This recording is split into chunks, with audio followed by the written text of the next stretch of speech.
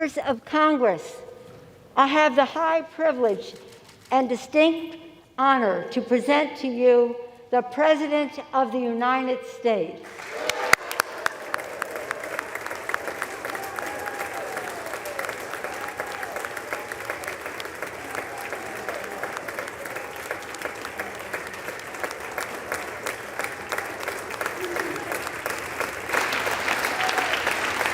Thank you, thank you, thank you.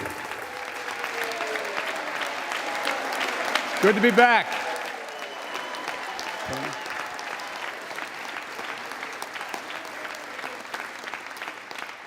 As Mitch and Chuck will understand, it's good to be almost home, down the hall. Anyway, thank you all. Madam Speaker, Madam Vice President.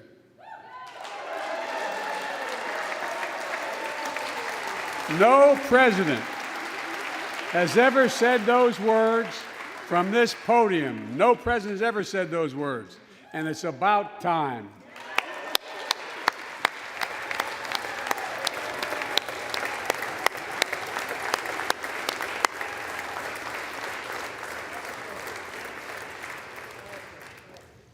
First Lady,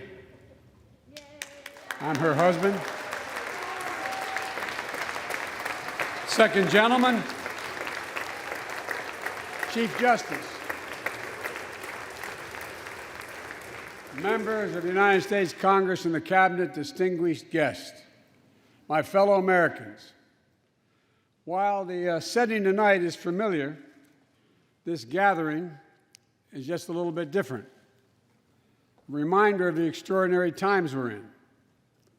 Throughout our history, presidents have come to this chamber to speak to Congress, to the nation, and to the world, to declare war, to celebrate peace, to announce new plans and possibilities. Tonight, I come to talk about crisis and opportunity, about rebuilding the nation, revitalizing our democracy, and winning the future for America. I stand here tonight, one day shy of the 100th day of my administration. 100 days since I took the oath of office and lifted my hand off our family Bible and inherited a nation, we all did, that was in crisis.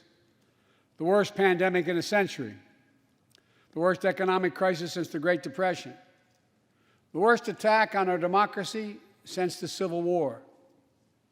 Now, after just 100 days, I can report to the nation, America is on the move again.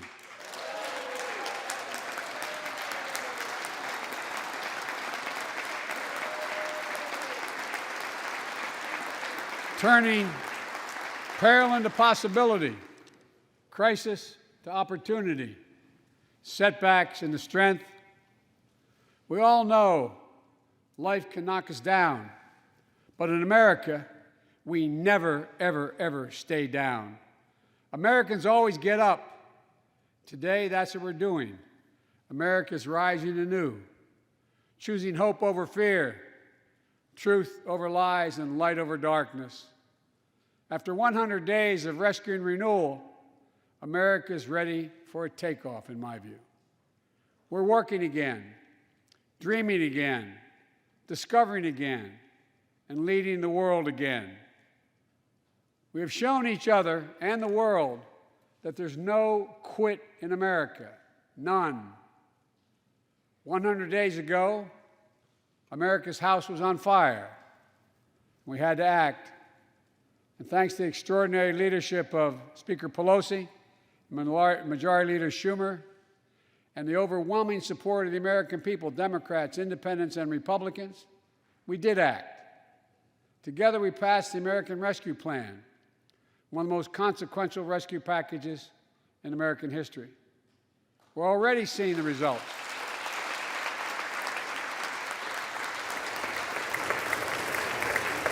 We're already seeing the results.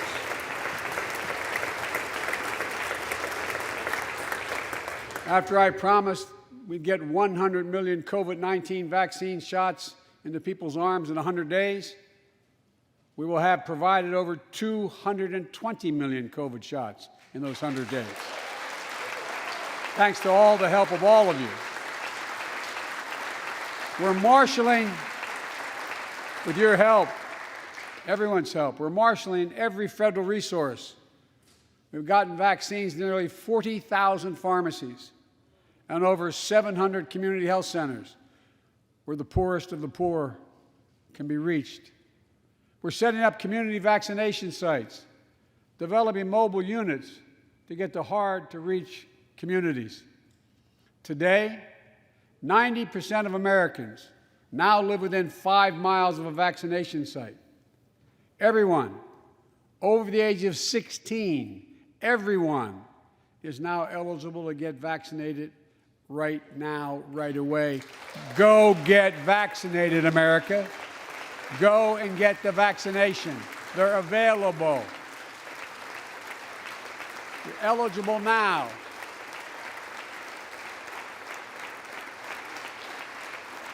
When I was sworn in on January 20th, less than 1% of the seniors in America were fully vaccinated against COVID-19. 100 days later, 70% of seniors in America over 65 are protected, fully protected. Senior deaths from COVID-19 are down 80% since January, down 80% because of all of you. And more than half of all the adults in America have gotten at least one shot. A mass vaccination center in Glendale, Arizona, I asked the nurse, I said, "What's it like?" She looked at me and she said, "It's like every shot is giving a dose of hope," was her phrase, a dose of hope. A dose of hope for an educator in Florida who has a child suffering from an autoimmune disease. Wrote to me, said she was worried about bringing the virus home. She said she then got vaccinated at a large site in her car. She said she sat in her car when she got vaccinated and just cried out of joy and cried out of relief. Parents, seeing the smiles on their kids' faces for those who are able to go back to school because the teachers and school bus drivers and cafeteria workers have been vaccinated. Grandparents, hugging their children and grandchildren instead of pressing hands against a window to say goodbye. It means everything. Those things mean everything. You know, there's still, you all know it, you know it better than any group of Americans, there's still more work to do to beat this virus. We can't let our guard down. But tonight, I can say, because of you, the American people, our progress these past 100 days against one of the worst pandemics in history has been one of the greatest logistical achievements this country's ever seen. What else have we done in those first 100 days? We kept our commitment, Democrats and Republicans, of sending $1,400 rescue checks to 85% of American households. We've already sent more than 160 million checks out the door. It's making a difference. You all know it when you go home. For many people, it's making all the difference in the world. The single mom in Texas who wrote me, she said she couldn't work, but she said the relief check put food on the table and saved her and her son from eviction from their apartment. A grandmother in Virginia who told me she immediately took her granddaughter to the eye doctor, something she said she put off for months because she didn't have the money. One of the defining images, at least from my perspective in this crisis, has been cars lined up for miles. And not people just barely able to start those cars, nice cars, lined up for miles, waiting for a box of food to be put in their trunk. I don't know about you, but I didn't ever think I'd see that in America. And all of this is through no fault of their own. No fault of their own, these people are in this position. That's why the rescue plan is delivering food and nutrition assistance to millions of Americans facing hunger. And hunger is down sharply already. We're also providing rental assistance. You all know this, but the American people, I want to make sure they understand. Keeping people from being evicted from their homes. Providing loans to small businesses that reopen and keep their employees on the job. During these 100 days, an additional 800,000 Americans enrolled in the Affordable Care Act when I established a special sign-up period to do that. 800,000 in that period. We're making one of the largest one-time ever investments, ever, in improving health care for veterans. Critical investments to address the opioid crisis. And maybe most importantly, thanks to the American Rescue Plan, we're on track to cut child poverty in America in half this year.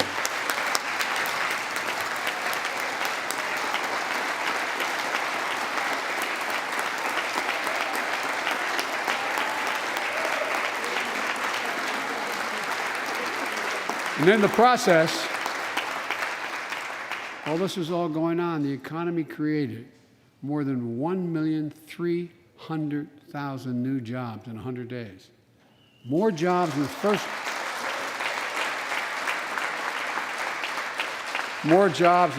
100 days than any president on record.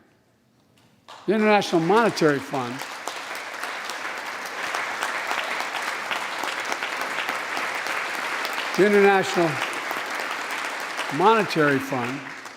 is now estimating our economy will grow at a rate of more than 6% this year. That will be the fastest pace of economic growth in this country in nearly 4 decades. America's moving forward, but we can't stop now. We're in competition with China and other countries to win the 21st century. We're at a great inflection point in history. We have to do more than just build back better. We have to build back better. We have to compete more strenuously than we have. Throughout our history, if you think about it, public investment in infrastructure has literally transformed America, our attitudes as well as our opportunities. The Transcontinental Railroad, the interstate highways, united 2 oceans and brought a totally new age of progress to the United States of America. Universal public schools and college aid opened wide the doors of opportunity. Scientific breakthroughs took us to the moon. Now we're on Mars, discovering vaccines, gave us the internet, and so much more. These are investments we made together as one country, and investments that only the government was in a position to make. Time and again, they propel us into the future. That's why I proposed the American Jobs Plan, a once-in-a-generation investment in America itself. This is the largest jobs plan since World War II. It creates jobs to upgrade our transportation infrastructure, jobs modernizing our roads, bridges, highways, jobs building ports and airports, rail corridors, transit lines. It's clean water. And today, up to 10 million homes in America and more than 400,000 schools and child care centers have pipes with lead in them, including drinking water. A clear and present danger to our children's health. American Jobs Plan creates jobs replacing 100% of the nation's lead pipes and service lines, so every American can drink clean water.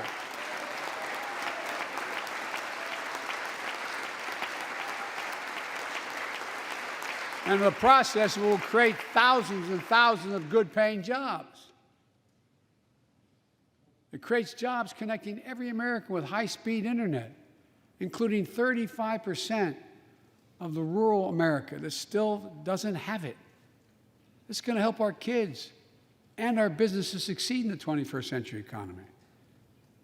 And I'm asking the Vice President to lead this effort, if she would, because I know it will get done. Creates jobs building a modern power grid. Our grids are vulnerable to storms, hacks, catastrophic failures with tragic results, as we saw in Texas and elsewhere during the winter storms. The American Jobs Plan will create jobs that lay thousands of miles of transmission lines needed to build a resilient and fully clean grid. We can do that. Look, the American Jobs Plan will help millions of people get back to their jobs and back to their careers. 2 million women have dropped out of the workforce during this pandemic. 2 million. And too often because they couldn't get the care they needed to care for their child or care for an elderly parent who needs help. 800,000 families are on the Medicare waiting list right now to get home care for their aging parent or loved one with disability. If you think it's not important, check out in your own district, Democrat or Republican. Democrat or Republican voters. Their great concern, almost as much as their children, is taking care of an elderly loved one who can't be left alone. Medicaid contemplated it, but this plan is going to help those families and create jobs for our caregivers with better wages and better benefits, continuing a cycle of growth. For too long, we've failed to use the most important word when it comes to meeting the climate crisis: jobs. Jobs. Jobs.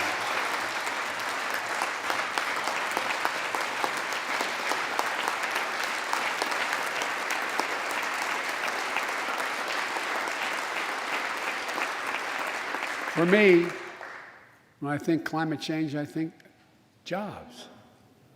The American Jobs Plan will put engineers and construction workers to work building more energy-efficient buildings and homes. Electrical workers, IBEW members installing 500,000 charging stations along our highways so we can own the electric car market. Farmers planting cover crops so they can reduce the carbon dioxide in the air and get paid for doing it. Look, think about it. There is simply no reason why the blades for wind turbines can't be built in Pittsburgh instead of Beijing.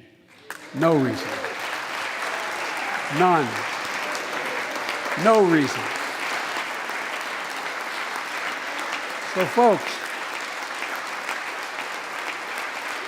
there's no reason why American workers can't lead the world in the production of electric vehicles and batteries. I mean, there is no reason. We have the capacity. We're the brightest, best trained people in the world. The American Jobs Plan is going to create millions of good-paying jobs, jobs Americans can raise a family on. As my dad would then say, with a little breathing room. And all the investments in the American Job Plan will be guided by one principle: buy American. Buy American. And I might note parenthetically, that does not violate any trade agreement. It's been the law since the 30s. Buy American. American tax dollars are going to be used to buy American products made in America to create American jobs. That's the way it's supposed to be, and it will be in this administration.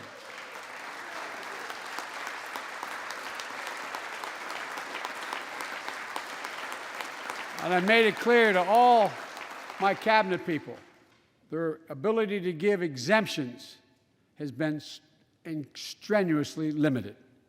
It will be American products. Now, I know some of you at home are wondering whether these jobs are for you. So many of you, so many of the folks I grew up with, feel left behind, forgotten, in an economy that's so rapidly changing. It's frightening. I want to speak directly to you, because you think about it. That's what people are most worried about. Can I fit in? Independent experts estimate the American Jobs Plan will add millions of jobs and trillions of dollars to economic growth in the years to come. It is an 8-year program. These are good-paying jobs that can't be outsourced. Nearly 90% of the infrastructure jobs created in the American Jobs Plan do not require a college degree. 75% don't require an associate's degree. The American Jobs Plan is a blue-collar blueprint to build America. That's what it is.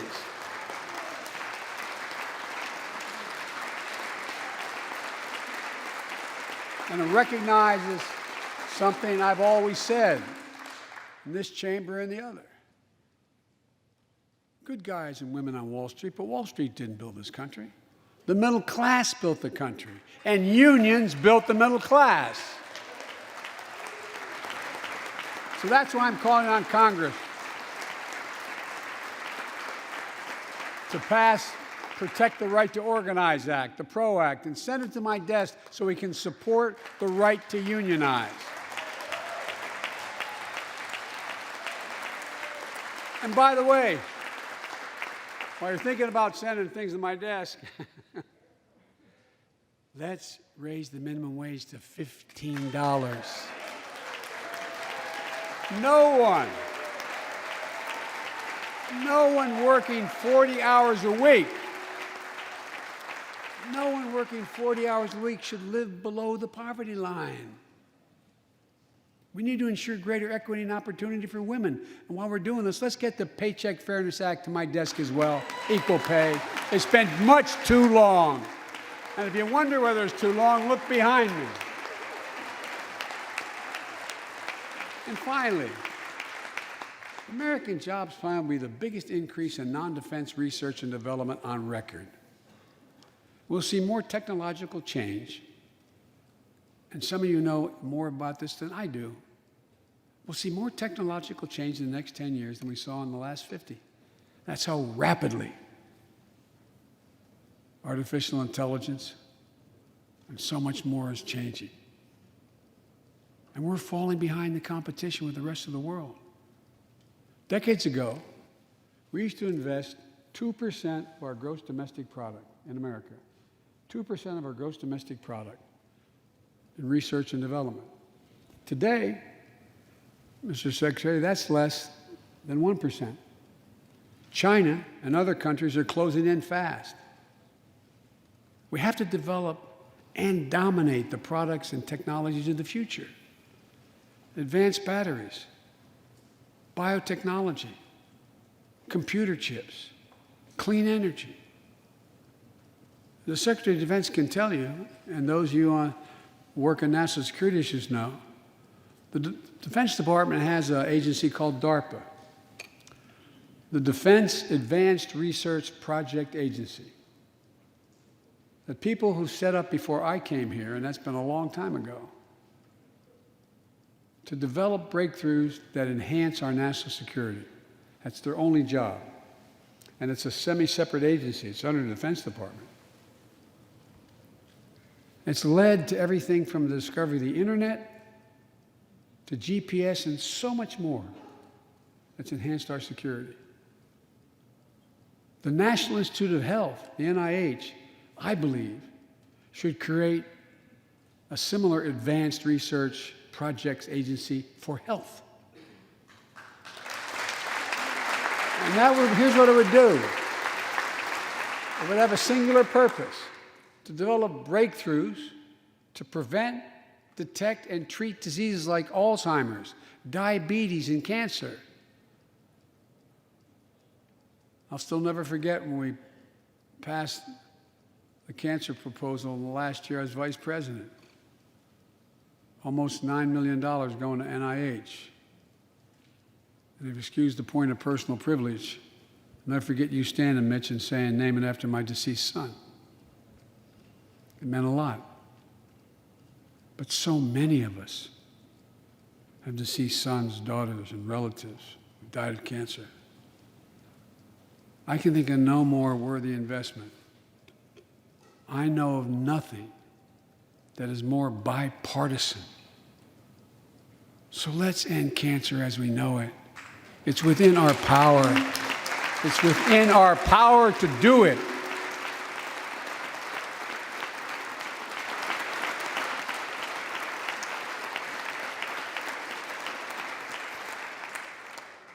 Investments in jobs and infrastructure like the ones we're talking about have often had bipartisan support in the past. Vice President Harris and I met regularly in the Oval Office with Democrats and Republicans and discussed the jobs plan. And I applaud a group of Republican senators who just put forward their own proposal. So let's get to work. I wanted to lay out before the Congress my plan before we got into the deep discussions. I'd like to meet with those who have ideas that are different, they think are better. I welcome those ideas. But the rest of the world is not waiting for us. I just want to be clear. From my perspective, doing nothing is not an option.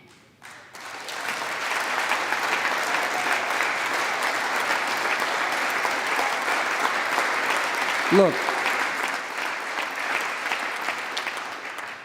we can't be so busy competing with one another that we forget the competition that we have with the rest of the world to win the 21st century. Secretary Blinken can tell you I spent a lot of time with President Xi. Traveled over 17,000 miles with him. Spent, they tell me, over 24 hours in private discussions with him. When he called to congratulate him, we had a 2-hour discussion. He's deadly earnest about becoming the most significant, consequential nation in the world. He and others, autocrats, think that democracy can't compete in the 21st century with autocracies because it takes too long to get consensus. To win that competition for the future, in my view, we also need to make a once-in-a-generation investment in our families and our children. That's why I've introduced the American Families Plan tonight, which addresses 4 of the biggest challenges facing American families and, in turn, America. First is access to good education. When this nation made 12 years of public education universal in the last century, it made us the best educated, best prepared nation in the world. It's, I believe, the overwhelming reason that propelled us to where we got in the 20th century. But the world's caught up or catching up. They're not waiting. I would say parenthetically, if we were sitting down, we set a bipartisan committee together and said, okay, we're going to decide what we do in terms of government providing for free education. I wonder whether we'd think, as we did in the 20th century, that 12 years is enough in the 21st century. I doubt it. 12 years is no longer enough today to compete with the rest of the world in the 21st century. That's why my American Families Plan guarantees 4 additional years of public education for every person in America, starting as early as we can. The great universities in this country have conducted studies of the last 10 years. It shows that adding 2 years of universal high-quality preschool for every 3-year-old and 4-year-old, no matter what background they come from, puts them in a position to be able to compete all the way through 12 years and increases exponentially their prospect of graduating and going on beyond graduation. The research shows when a young child goes to school, not daycare, they're far more likely to graduate from high school and go to college or something after high school. When you add 2 years of free community college on top of that, you begin to change the dynamic. We can do that.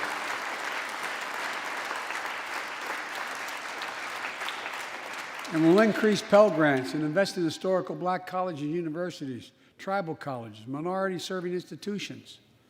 The reason is they don't have the endowments. But their students are just as capable of learning about cybersecurity, just as capable of learning about metallurgy, all the things that are going on that provide those jobs of the future. Jill is a community college professor who teaches today as First Lady. She's long said,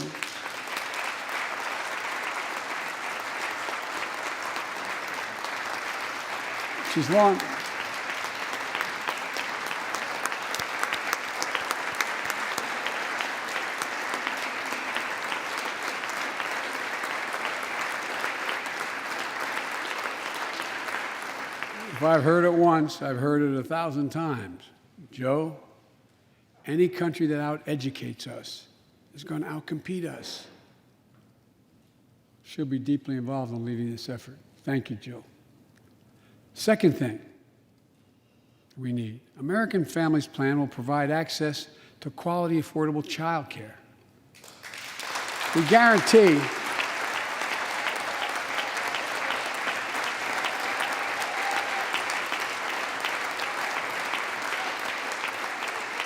when I'm proposing the legislation, we guarantee that low and middle-income families will pay no more than 7% of their income for high-quality care for children up to the age of 5. The most hard-pressed working families won't have to spend a dime. Third, the American Families Plan will finally provide up to 12 weeks of paid leave and medical leave, family medical leave. We're one of the few industrial countries in the world. No one should have to choose between a job and a paycheck or taking care of themselves and their loved ones or parent or spouse or child. And fourth, the American Family Plan puts directly into the pockets of millions of Americans. In March, we expanded tax credit for every child in a family, up to $3,000 per child if they're under 6 years of age. Over 6 years of age. And $3,600 for children over 6 years of age. With 2 parents, 2 kids, that's $7,200 in the pockets that are going to help take care of your family. And that will help more than 65 million children and help cut child care poverty in half. And we can afford it. So we did that in the last piece of legislation we passed. But let's extend that child care tax credit at least through the end of 2025.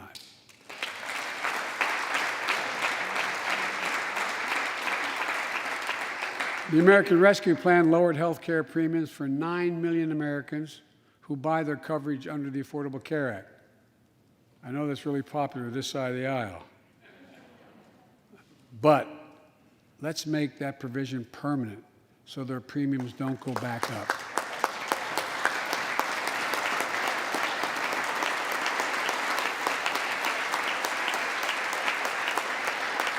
In addition to my family's plan, I'm going to work with Congress to address this year other critical priorities for American families. The Affordable Care Act has been a lifeline for millions of Americans, protecting people with pre-existing conditions, protecting women's health, and the pandemic has demonstrated how badly it's needed. Let's lower deductibles for working families on the Affordable Care Act. And let's lower prescription drug costs. We know how to do this.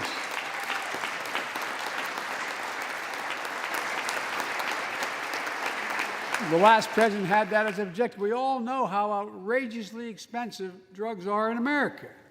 In fact, we pay the highest prescription drug prices of anywhere in the world, right here in America. Nearly 3 times for the same drug, nearly 3 times what other countries pay. We have to change that, and we can. Let's do what we talked about for all the years I was down here in this body, in Congress.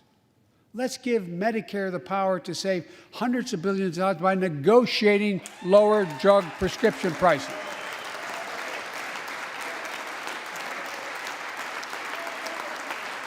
And by the way, it won't just help people on Medicare. lower prescription drug costs for everyone. And the money we save, which is billions of dollars, can go to strengthen the Affordable Care Act and expand Medicare coverage benefits without costing taxpayers an additional penny. It's within our power to do it. Let's do it now.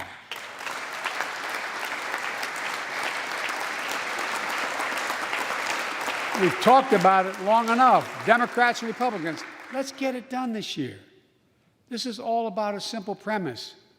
Health care should be a right, not a privilege in America.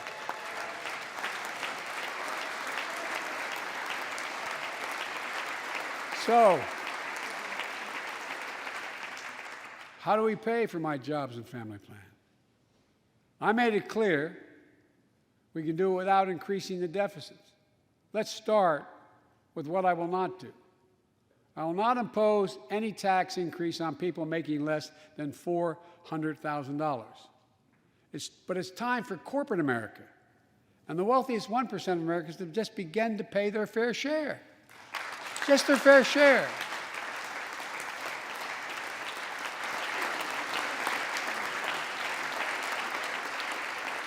Sometimes I have arguments with my friends in the Democratic Party. I think you should be able to become a billionaire and a millionaire, but pay your fair share. A recent study shows that 55 of the nation's biggest corporations paid zero federal tax last year. Those 55 corporations made in excess of $40 billion in profit. A lot of companies also evade taxes through tax havens in Switzerland and Bermuda and the Cayman Islands. And they benefit from tax loopholes and deductions for offshoring jobs and shifting profits overseas. It's not right. We're going to reform corporate taxes so they pay their fair share and help pay for the public investments their businesses will benefit from as well.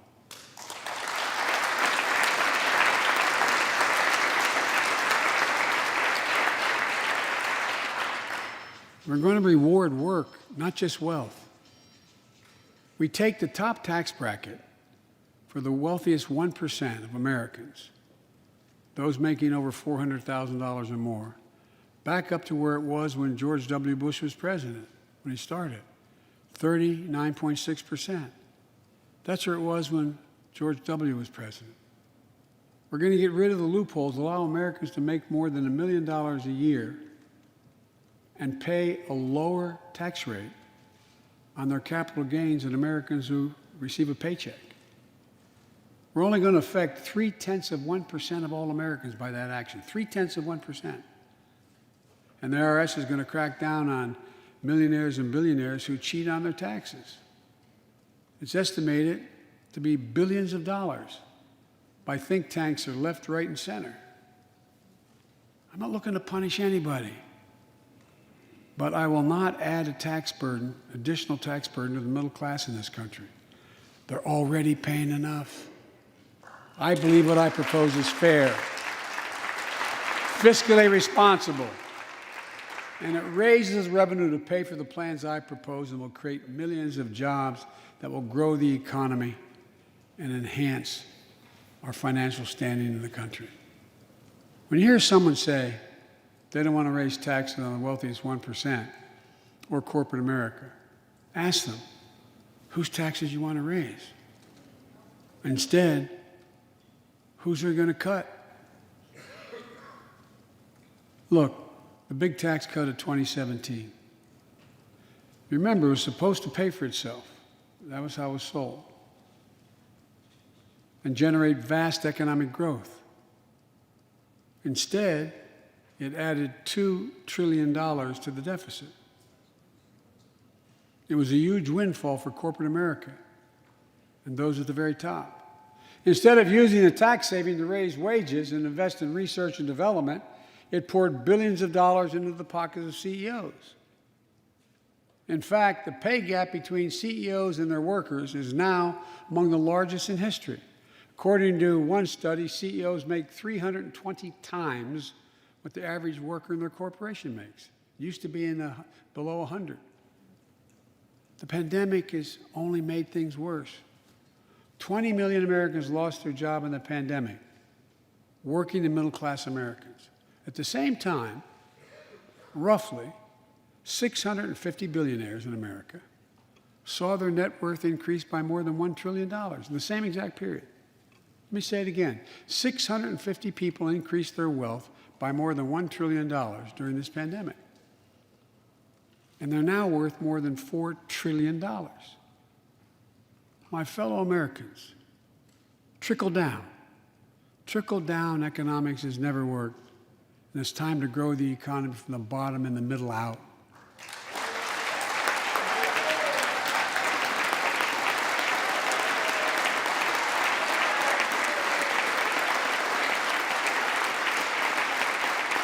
You know, there's a broad consensus of economists left, right, and center, and they agree what I'm proposing will help create millions of jobs and generate historic economic growth.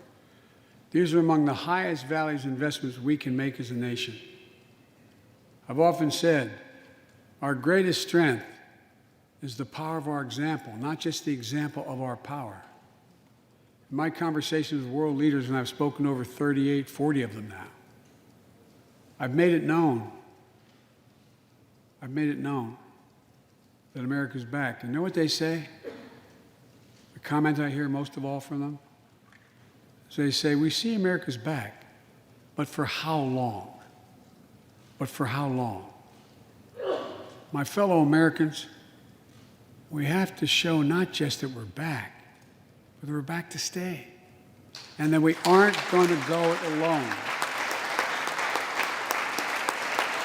We're going to do it by leading with our allies. No one nation can deal with all the crises of our time, from terrorism to nuclear proliferation, mass migration, cybersecurity, climate change, as well as what we're experiencing now, pandemics. There's no wall high enough to keep any virus out.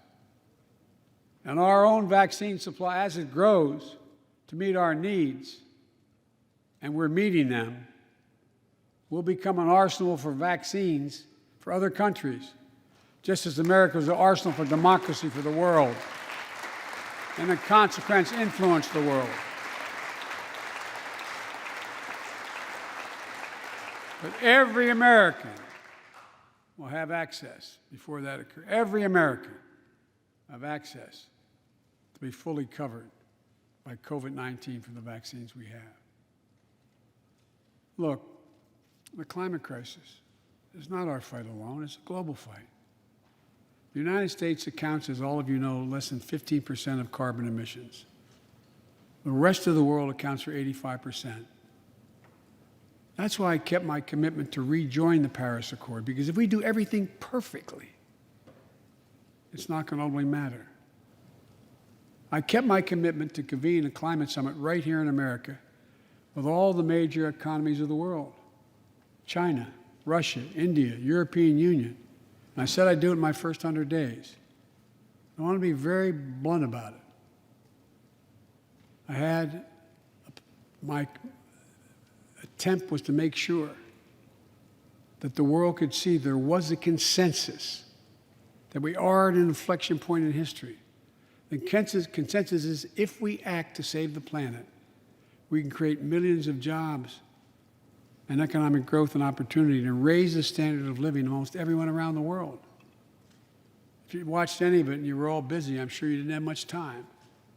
That's what virtually every nation said, even the ones that aren't doing their fair share. The investments I proposed tonight also advance the foreign policy, in my view, that benefits the middle class. That means making sure every nation plays by the same rules in the global economy, including China. In my discussion with President Xi, I told him, we welcome the competition. We're not looking for conflict. But I made absolutely clear that we will defend America's interest across the board. America will stand up to unfair trade practices that undercut American workers and American industries, like subsidies from state to state-owned operations and enterprises, and the theft of American technology and intellectual property. I also told President Xi that we'll maintain a strong military presence in the Indo-Pacific, just as we do with NATO and Europe, not to start a conflict, but to prevent one.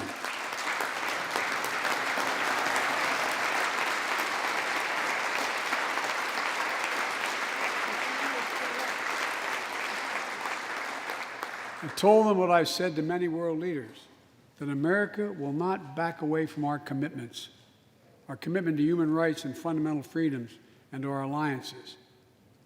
And I pointed out to him, no responsible American president could remain silent when basic human rights are being so blatantly violated.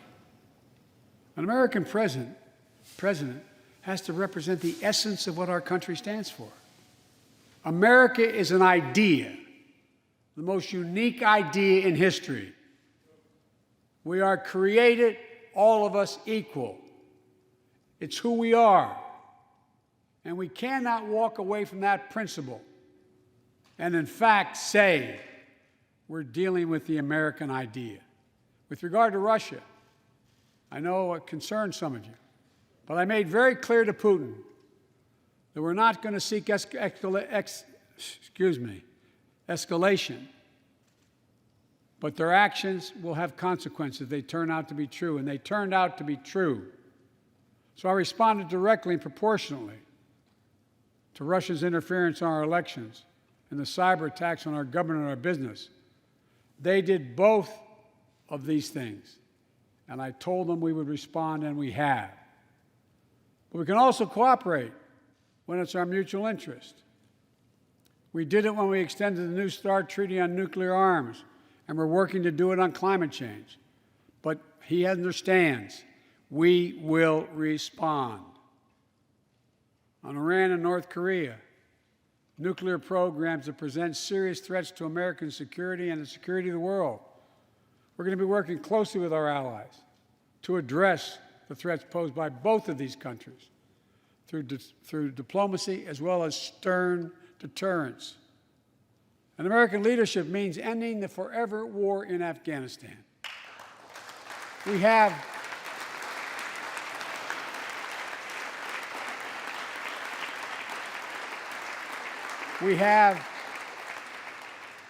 without hyperbole, the greatest fighting force in the history of the world. I'm the first president in 40 years that knows what it means to have a son serving in a war zone. Today, we have service members serving in the same war zone as their parents did. We have service members in Afghanistan who are not yet born on 9/11. The war in Afghanistan, as we remember the debates here, were never meant to be multi-generational undertakings of nation building. We went to Afghanistan to get the terrorists who attacked us on 9/11. And we said we would follow Osama bin Laden to the gates of hell to do it. If you've been in the upper Konar Valley, you've kind of seen the gates of hell. And we delivered justice to bin Laden. We degraded the terrorist threat of al-Qaeda in Afghanistan. And after 20 years of valor, and sacrifice, it's time to bring those troops home. Look,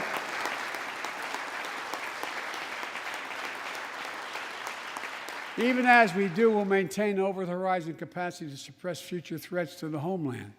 And make no mistake, in 20 years, terrorism has metastasized. The threat has evolved way beyond Afghanistan. Those of you in the intelligence committees, the foreign relations committee, defense committees, you know well, we have to remain vigilant against the threats to the United States wherever they come from. Al-Qaeda and ISIS are in Yemen, Syria, Somalia, other places in Africa, in the Middle East, and beyond. And we won't ignore what our intelligence agencies have determined to be the most lethal terrorist threat to the homeland today. White supremacy is terrorism. We're not going to ignore that either. My fellow Americans, look, we have to come together to heal the soul of this nation. It was nearly a year ago before her father's funeral when I spoke with Gianna Floyd, George Floyd's young daughter. She's a little tyke, so I was kneeling down to talk to her. so I could look her in the eye. She looked at me, she said, "My daddy changed the world."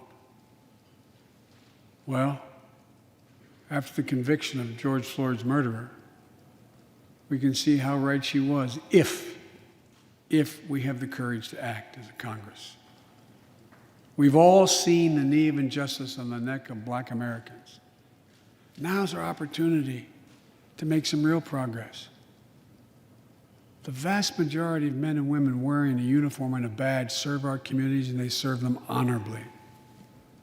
I know them. I know they want.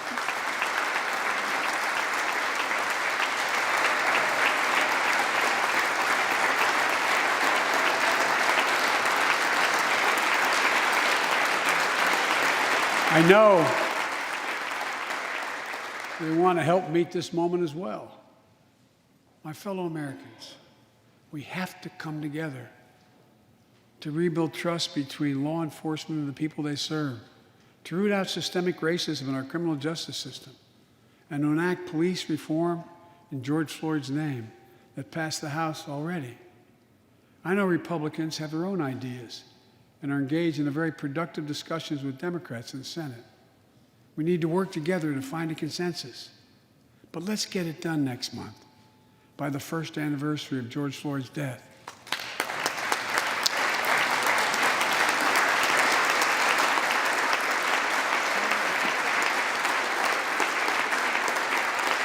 The country supports this reform, and Congress should act. We have a giant opportunity to bend the arc of the moral universe toward justice, real justice. And with the plans outlined tonight, we have a real chance to root out systemic racism that plagues America and American lives in other ways. A chance to deliver real equity, good jobs, good schools, affordable housing, clean air, clean water, being able to generate wealth and pass it down to generations because you have an access to purchase a house. Real opportunities in the lives of more Americans, Black, white, Latino, Asian Americans, Native Americans. Look, I also want to thank the United States Senate for voting 94-1 to pass the COVID-19 Hate Crimes Act to protect Asian American and Pacific Islanders. You acted decisively.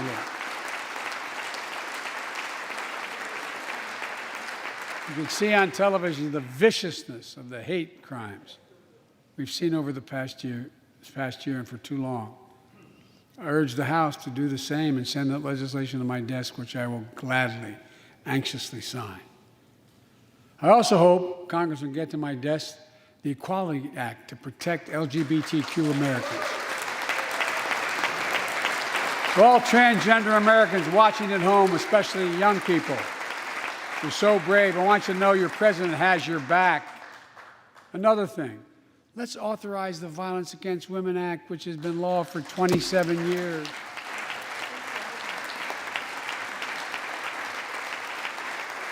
"27 years ago, I wrote it. It'll close the act that has to be authorized now, will close the boyfriend loophole to keep guns out of the hands of abusers. The court order said this is an abuser. You can't own a gun. It's to close that loophole that existed. You know, it's estimated that 50 women are shot and killed by an intimate partner every month in America. 50 a month. Let's pass it and save some lives.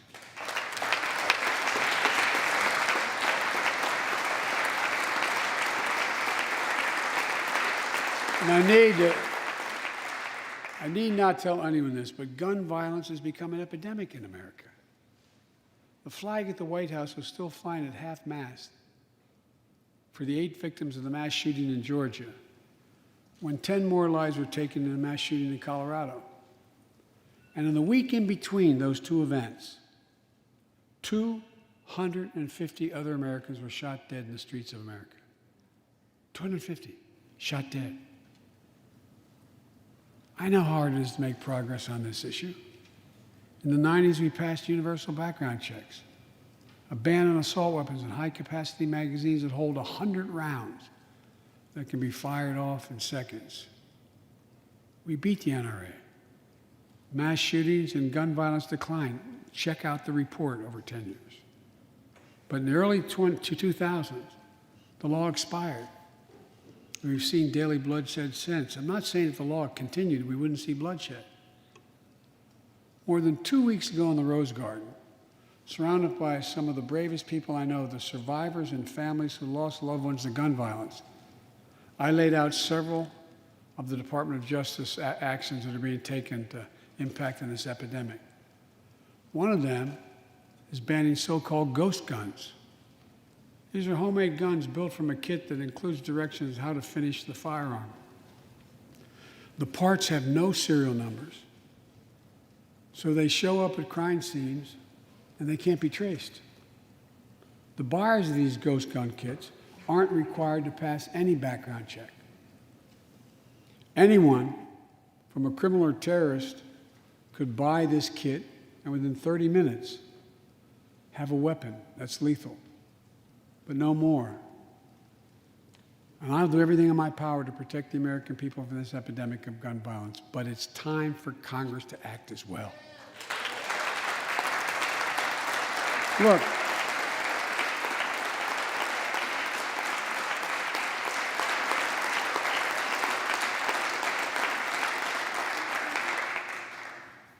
I don't want to become confrontational, but we need more Senate Republicans to join the overwhelming majority of Democratic colleagues and close the loopholes required in background check purchases of guns. We need a ban on assault weapons and high-capacity magazines. And don't tell me it can't be done. We did it before and it worked. Talk to most responsible gun owners and hunters. They'll tell you there's no possible justification for having 100 rounds in a weapon. What do you think, deer wearing Kevlar vests? They'll tell you that there are too many people today who are able to buy a gun but shouldn't be able to buy a gun. These kinds of reasonable reforms have overwhelming support from the American people, including many gun owners. The country supports reform, and Congress should act. This shouldn't be a red or blue issue. And no amendment to the Constitution is absolute. You can't yell fire in a crowded theater.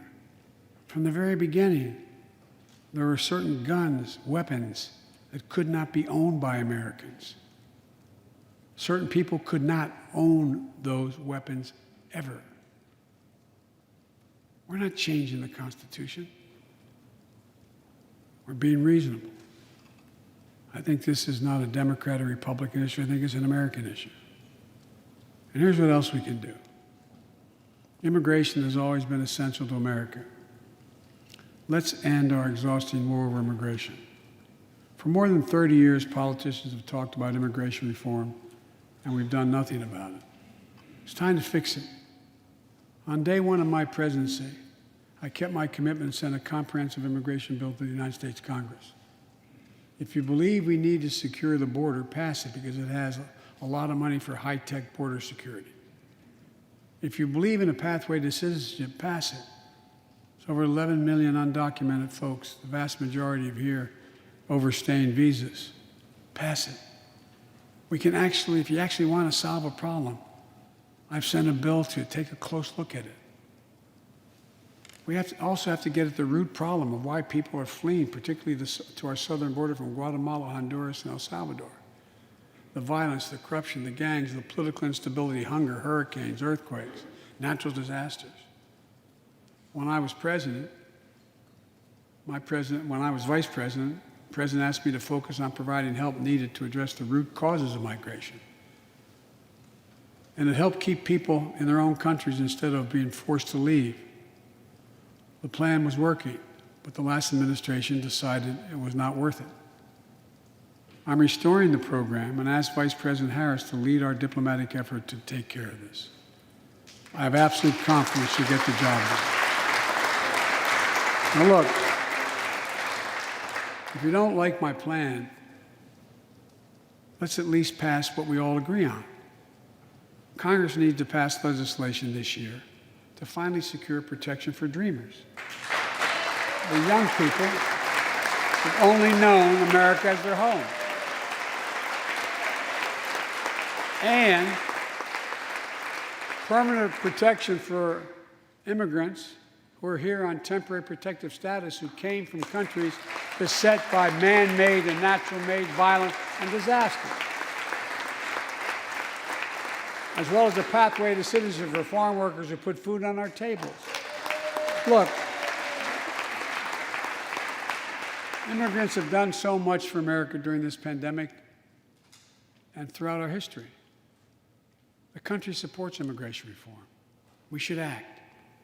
Let's argue over it. Let's debate it. But let's act. And if we truly want to restore the soul of America, we need to protect the sacred right to vote. Most people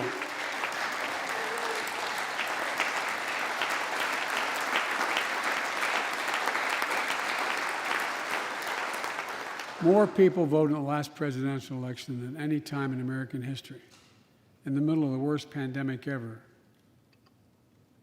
It should be celebrated. Instead, it's being attacked. Congress should pass H.R. 1 and the John Lewis Voting Rights Act and send it to my desk right away. The country supports it, and Congress should act now. Look, in conclusion, as we gather here tonight, the image of a violent mob assaulting this Capitol, desecrating our democracy, remain vivid in all our minds. Lives were put at risk, many of your lives. Lives were lost. Extraordinary courage was summoned. The insurrection was an existential crisis, a test of whether our democracy could survive, and it did. But the struggle is far from over. The question of whether our democracy will long endure is both ancient and urgent. As old as our republic, still vital today. Can our democracy deliver on its promise that all of us, created equal in the image of God, had a chance to lead lives of dignity, respect, and possibility? Can our democracy deliver to the most pressing needs of our people? Can our democracy overcome the lies, anger, hate, and fears that have pulled us apart? America's adversaries, the autocrats of the world, are betting we can't. And I promise you they're betting we can't. They believe we're too full of anger and division and rage. They look at the images of the mob that assaulted the Capitol as proof that the sun is setting on American democracy. But they're wrong. You know it, I know it. But we have to prove them wrong. We have to prove democracy still works, that our government still works, and we can deliver for our people.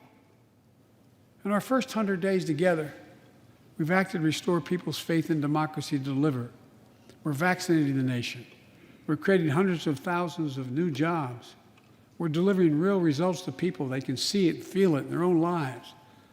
Opening doors of opportunity, guaranteeing some more fairness and justice. That's the essence of America. That's democracy in action. Our Constitution opens with the words, as trite as it sounds, we the people. Well, it's time to remember that we, the people, are the government, you and I. Not some force in a distant capital, not some powerful force that we have no control over. It's us. It's we, the people. In another era, when our democracy was tested, Franklin Roosevelt reminded us, in America, we do our part. We all do our part. That's all I'm asking. That we do our part, all of us. That if we do that, we will meet the center challenge of the age by proving that democracy is durable and strong. Autocrats will not win the future. We will. America will. And the future belongs to America. As I stand here tonight before you in a new and vital hour of life and democracy of our nation, and I can say with absolute confidence, I have never been more confident or optimistic about America. Not because I'm president, because of what's happening with the American people. We've stared into the abyss of insurrection and autocracy, pandemic and pain, and we, the people, did not flinch. At the very moment our adversaries were certain we'd pull apart and fail, we came together, we united. With light and hope, we summoned a new strength, new resolve to position us to win the competition of the 21st century. On our way to a union more perfect, more prosperous, and more just, as one people, one nation, and one America. Folks, as I told every world leader I've ever met with over the years, it's never, ever, ever been a good bet to bet against America, and it still isn't. We're the United States of America. There is not a single thing, nothing beyond our capacity. We can do whatever we set our minds to if we do it together. So let's begin to get together. God bless you all, and may God protect our troops. Thank you for your patience.